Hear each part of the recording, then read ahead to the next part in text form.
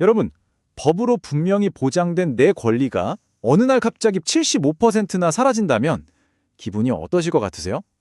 이게 그냥 상상이 아니고요. 실제로 한국의 한 작은 교원 노조에서 벌어진 일입니다. 근데 이 사건 뒤를 파고 들어가 보니까 글쎄 법보다 더 강력한 힘을 가진 정부의 어떤 숨겨진 규칙이 있었다는 거죠. 오늘 바로 그 비밀스러운 규칙의 정체를 한번 파헤쳐 보겠습니다. 자, 오늘 우리가 추적해볼 이야기의 순서입니다. 먼저 어떻게 시간이 사라졌는지 그 사건부터 시작해서 문제의 핵심인 논란의 매뉴얼을 자세히 들여다볼 거고요. 그리고 법과 이른바 그림자 규제가 어떻게 충돌하는지 또 그 때문에 계산법이 어떻게 망가졌는지 살펴볼 겁니다. 마지막으로 법에 호소했지만 벽에 부딪힌 이야기와 앞으로 남은 과제까지 차근차근 따라가 보겠습니다. 네, 그럼 첫 번째 이야기, 사라진 시간입니다.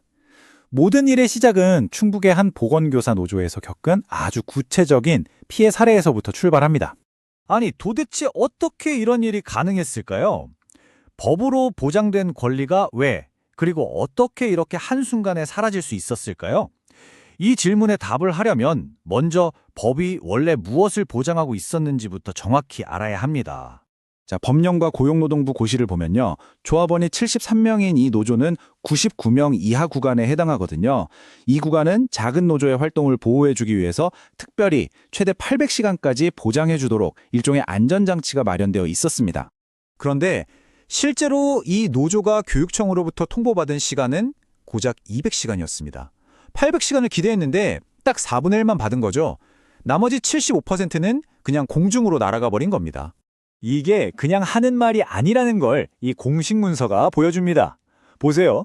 충북 지역 전체에 주어진 시간이 총 9,000시간인데 그중에서 보건교사 노조에 돌아간 몫은 정확히 200시간. 대체 왜 이런 결과가 나왔는지 이제 그 이유를 추적해봐야겠죠. 아니, 교육청은 도대체 무슨 근거로 법이 보장한 시간의 4분의 1만 준 걸까요? 자, 이제 수사망이 좁혀집니다.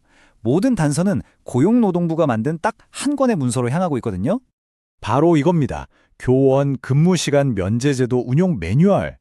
어떻게 보면 그냥 평범한 행정 안내서 같은데요. 사실 이 문서가 오늘 이야기의 모든 미스터리를 푸는 열쇠를 쥐고 있습니다. 이 매뉴얼 안에 아주 결정적인 그리고 논란이 되는 규칙이 하나 있습니다. 뭐냐면요. 각각의 노조를 따로 보지 말고 그냥 한 지역 안에 있는 모든 노조의 조합원 수를 싹 다 더하라는 겁니다. 그리고 그 거대한 총함을 기준으로 전체 시간 한도를 정하라는 거죠. 바로 이 부분입니다. 매뉴얼에 떡하니 나와 있죠. 산정 기준이 모든 교원 노동조합의 조합원 수 합. 이 문구 하나가 개별 노조의 권리를 무시하는 이른바 총량제 시스템을 만들어낸 겁니다. 바로 여기서부터 모든 문제가 시작된 거죠. 자, 이제 진짜 중요한 지점입니다. 바로 이 매뉴얼의 규칙이 자신보다 훨씬 더 위에 있는 법, 즉 시행령과 정면으로 충돌한다는 사실입니다. 이 표를 보시면 문제가 아주 명확해집니다.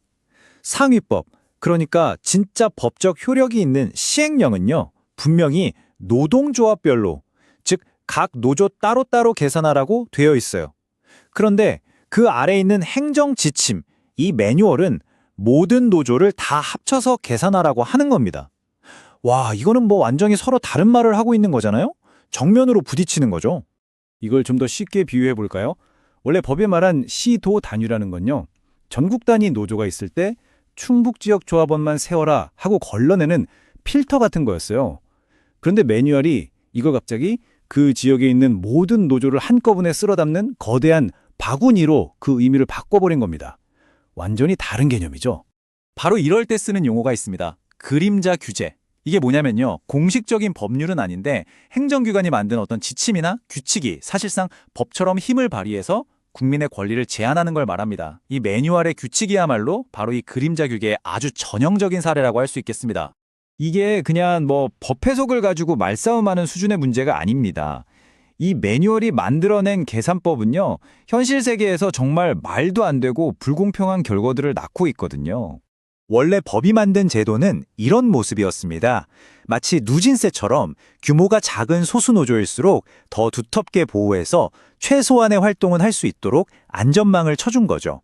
그래서 99명 이하 노조에 최대 800시간이라는 파격적인 기준을 둔 거고요. 이 표가 그야말로 결정적 증거입니다. 보세요.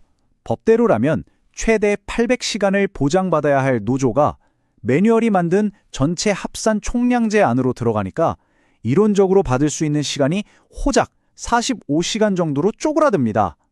권리의 94%가 그냥 사라져버리는 마법 같은, 아니 황당한 계산법인 거죠. 이게 충북만의 일도 아닙니다. 다른 지역을 보면 더 기가 막힌 일들이 벌어져요. 전남에서는 제일 큰 노조가 자기들이 받을 수 있는 법적 한도 4,000시간을 훌쩍 넘는 5,704시간을 받아가는 일이 생겼고요. 경기도는 워낙 큰 노조가 있어서 이미 전체 한도를 꽉 채우다 보니까 작은 노조들은 조합원이 아무리 늘어도 배정받는 시간이 오히려 줄어드는 정말 이상한 상황이 벌어지고 있습니다. 자, 억울했던 보건교사 노조는 당연히 가만히 있지 않았겠죠. 이건 명백히 법 위반이다 바로잡아달라면서 중앙행정심판위원회에 심판을 청구했습니다. 바로 이곳 중앙행정심판위원회입니다. 행정기관의 잘못된 처분을 바로잡아주는 거의 법원과 비슷한 역할을 하는 곳이죠. 이 직인이 찍힌 결정은 상당한 공신력과 무게를 가집니다. 그런데 정말 놀라운 일이 벌어집니다. 반전이라고 할 수 있죠. 행정심판위원회가 이 요청을 기각해버린 거예요. 왜냐? 들어보세요. 충북교육청이 고용노동부의 매뉴얼을 잘 따랐기 때문에 잘못이 없다는 겁니다. 와, 이건 사실상 법도 아닌 이 그림자 규제에 손을 들어준 거나 마찬가지인 상황이 된 거죠. 결국 공식적인 법적 구제 절차인 행정심판마저 이렇게 막혀버렸습니다. 그렇다면 이 그림자 규제와의 싸움은 여기서 끝일까요? 아닙니다. 이제 싸움의 무대가 다른 곳으로 옮겨가게 됩니다. 마지막으로 기댈 수 있는 곳은 바로 국무총리 소속의 규제개혁위원회입니다. 이곳은 법적 근거도 없이 국민과 기업을 괴롭히는 바로 이런 그림자 규제를 찾아서 없애는 것이 주된 임무인 곳이거든요. 이제 매뉴얼 자체를 바꿔달라고 직접 호소하는 길만 남은 겁니다. 오늘 이 이야기는 우리에게 아주 의미심장한 질문을 던집니다. 공식적인 법도 아닌 행정기관이 만든 매뉴얼 하나가 이렇게 막강한 힘을 가질 수 있다면 과연 우리가 모르는 사이에 우리의 삶에 영향을 미치는 수많은 공식적인 결정들 뒤에는 또 어떤 그림자 규칙들이 숨어서 작동하고 있을까요? 한번 좀 진지하게 생각해 볼 문제가 아닐까 싶습니다.